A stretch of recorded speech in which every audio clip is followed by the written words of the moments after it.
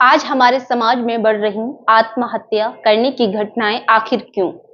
वहीं एक खास बात ये भी है कि कुछ ऐसे भी लोग होते हैं जो आत्महत्या करने के लिए मजबूर हो जाते हैं, जो दूसरों के लिए प्रेरणा होते हैं। आत्महत्या रोकने का काम सरकार का नहीं, हम सबका है। हर वो व्यक्ति जो डिप्रेशन और तनाव में जी रहा है, उसके लिए उसके अपने रिश्तेदार, परिवारजन और पड़ोसी, दोस्तों की जिम्मेदारी है कि उसे तनाव से निकाल उसे साहस दिया जाए और उसे बताया जाए कि हर समस्या का समाधान होता है। परेशानियां तो आती जाती रहती हैं जीवन में, और सुख और दुख का तो चोली दामन का साथ होता है। कभी भी घबराना नहीं चाहिए, लेकिन हमारे समाज में ही कुछ लोग ऐसे भी होते हैं जिनका काम ही तनाव और डिप्रेशन देने का होता है। शायद ऐसा ही हुआ सीता के साथ। शक की सुई सीता के पति की तरफ जाती हुई दिखाई दे रही है। सीता अपने पति की बातों से इतनी पीड़ित हुई कि आत्महत्या के लिए मजबूर हो गई। कौन थी ये सीता? आखिर क्यों की सीता ने खुदकुशी? कौन थी ये सीता?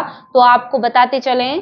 सीता उम्र करीब 30 वर्ष, एक प्रसिद्ध समाज सुधारक संस्था की ब्लॉक कोऑर्डिनेटर, जिसने कल फांसी का फंदा लगा अपनी जीवन लीला समाप्त कर ली। आखिर सीता ने क्यों उठाया ये कदम, तो आपको बता दें। सीता की पूरी कहानी जनपद फिरोजाबाद की है। बता दें, थाना लाइन पार के नगला विष्णु में जन्म लेने वाली सीता अपने 2 भाई 3 बहनों में सबसे छोटी थी। सीता बचपन से ही पढ़ाई लिखाई में बहुत तेज थी। बात करीब 8 वर्ष पूर्व की है, जब सीता का विवाह इटावा के पुरविया टोला में रहने वाले कुणाल के साथ हुआ था। शादी के बाद से ही सीता का वैवाहिक जीवन सुख में नहीं रहा।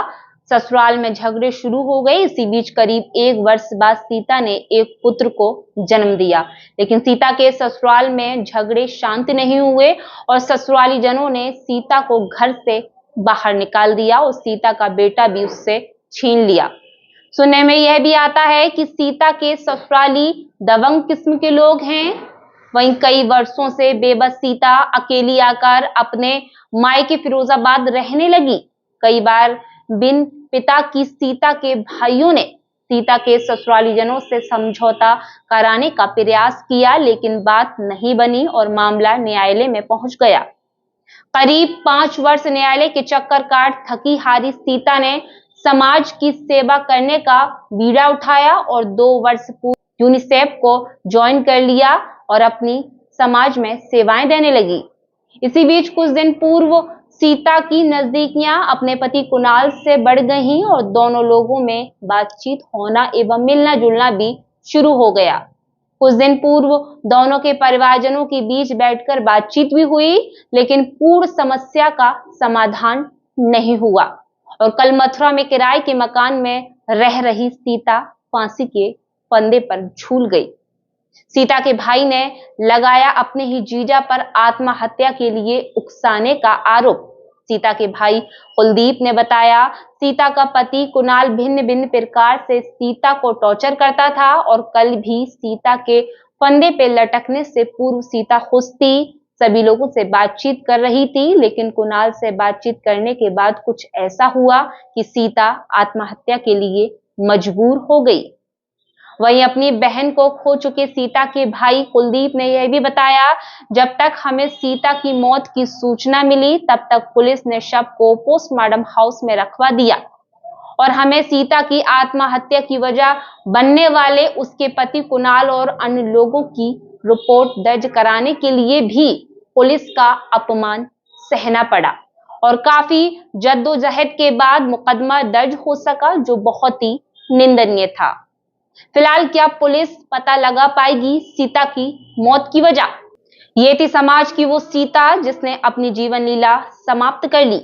क्या कारण रहा जो सीता आत्महत्या करने के लिए मजबूर हुई? ये तो सीता का पति कुणाल ही बता पाएगा या फिर खुद सीता, लेकिन सीता तो अब इस दुनिया में नहीं रही, तो क्या पुलिस उगलवा पाएगी सीता की मौत की वजह?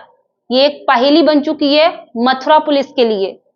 फिलहाल इस पूरी घटना पर सीता के भाई कुलदीप का क्या कहना, आइए आपको सुनाते हैं अपनी इस रिपोर्ट में। कुलदीप सिंह यादव नाम है मेरा, नगला खनौर निवास है हमारा। आपकी बहन के साथ क्या हुआ? हमारी बहन इटावा पूर्वी टोला में गई हुई थी कुणाल यादव के लिए। उनके पिताजी का नाम किशन यादव नाम है। कल आपकी बहन के साथ क्या हुआ? कल के जब से शादी हुई है हमारी बहन की, जब से एक दिन भी इसकी सास ने 2 महीने ढंग से नहीं कटने दिए। कल क्या हुआ? कल पता नहीं इसके पति ने क्या वातावरण ऐसा किया फोन द्वारा जो मेरी बहन को सदमा लगा और उसने मरने पर मजबूर किया उसको। आपकी बहन कहाँ पे रहती थी और क्या काम करती थी? हमारी बहन यूनिसेफ में कोऑर्डिनेटर पद पर तैनात थी कहाँ पे? मथुरा। पहली पोस्टिंग लखनऊ में थी, सीतापुर में, लखनऊ के पास पड़ता है। वहाँ भी इन लोगों ने उत्पीड़न किया तो वहाँ से ट्रांसफर करा के फिर मथुरा लेकर आए उसको। जो है कल आपको जानकारी क्या मिली? जानकारी हमारी बहन की छोटी बहन है हमारी गीता, उसके माध्यम से हमको जानकारी हुई। क्या जानकारी? जानकारी ये हुई जो कुणाल यादव है उसने हमारी बहन जो आगरा भी आई है गीता यादव, उसके लिए कॉल किया रात को 11:04 पर। तो बहन हमारी सो रही थी, उसने फ़ोन रिसीव नहीं हुआ। जो सुबह उठ के उसने कॉल देखा तो सीता का हस्बैंड है कुणाल यादव, उसका नंबर देखा उसने। तो हमारी गीता बहन ने फ़ोन उठाकर कुणाल यादव से बात की। कुणाल यादव से पूछा कि आपकी मिस कॉल पड़ी है, रात को कॉल किया था आपने? तो बोला हाँ मैंने रात को कॉल किया था, आपका कॉल रिसीव नहीं हुआ। मैंने बताओ क्या बात है? बोला कि सीता का फ़ोन अब उठ नहीं रहा है, सीता फ़ोन नहीं उठा रही है, ज़रा बात करके देखो। गीता ने फ़ोन लगाया, फ़ोन उसका नहीं लगा। सीता की मौत की जानकारी आपको कैसे मिली? सुनो, तो उसके बाद फिर गीता बहन के पास फ़ोन आता है उसी का, कुणाल यादव का, कि दीदी सीता ने फांसी लगा ली है और आप लोग पहुंच जाओ वहां पर। गीता के माध्यम से हमारे पास सूचना प्राप्त हुई। फिर आप वहाँ पहुँचे, फिर क्या हुआ?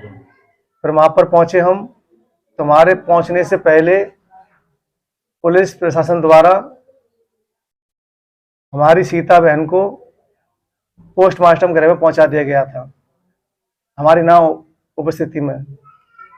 पुलिस का व्यवहार कैसा था? पुलिस का व्यवहार बहुत ही घिनौना किस्म का था।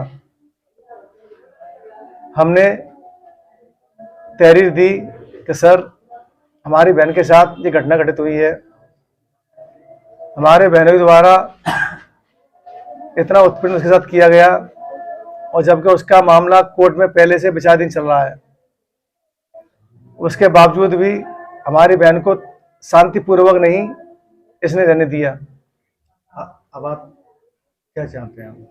सर हम तो योगी सरकार से और जो भी हमारे प्रशासन अधिकारी हैं सभी से हाथ जोड़कर निवेदन करना चाहेंगे, इनके खिलाफ सख्त से सख्त कानूनी कार्रवाई हो और हमको न्याय मिले। खुल गया आपके शहर में पंकज ई रिक्शा शोरूम। अब मात्र 1 लाख की कीमत से शुरू करें अपना व्यापार। जी हां, अब शहर फिरोजाबाद में प्रसिद्ध ई रिक्शा बनाने वाली कंपनी हेवल्स दे रही कुछ हजार के डाउन पेमेंट पर सवारी और लोडर वाहन। 1 वर्ष की वारंटी के साथ 24 घंटे सर्विस की सेवा, आरटीओ बीमा सहित पुराने नए ले जाएं। एलोव्हील के साथ बिना डीजल पेट्रोल खर्च किए सालों साल चलाएं, आधार बैंक पासबुक लाएं और ई रिक्शा ले जाएं। हमारे यहाँ एक्सपर्ट मिस्त्रियों से कराई जाती है मरम्मत। हमारा पता ओम हॉस्पिटल के बगल में फिरोजाबाद। हमारा रिपेयरिंग सेंटर सुहाग नगर चंचल कोटी के पास Firozabad. Mobile number 84454 73340 72170 proprietor Yogesh Jain, Hariom Rathore. इस दीपावली के त्योहार पर हम दे रहे आकर्षक छूट, जल्द पधारें।